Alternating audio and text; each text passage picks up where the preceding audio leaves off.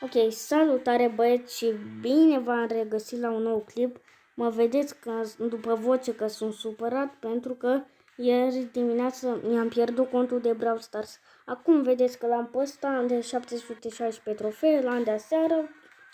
Și da, pe contul vechi o să vă dau niște detalii. Pe contul vechi aveam 17.321 de trofee și experience level aveam 130 și pe ăsta am 13 experience level și 716 trofee am pe ăsta. 85 de 3 vs 3 victorii, că nu mai e acolo. Mai jucat că dădeam trickshot-uri, dar asta nu contează. Deci stați să vă zic cum mi s-a furat contul.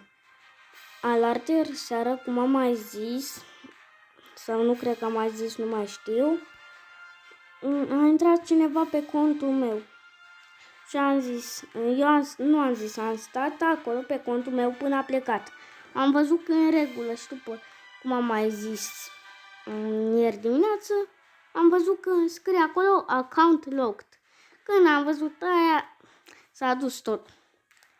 Mă mir că m-am mai avut motivație să mă mai joc. Pentru că dacă nu mai aveam, mă lăsam de Brawl de tot. Deci, cam acesta a fost episodul. Și poate mai facem videouri cu contul ăsta de Brawl. Pa, pa!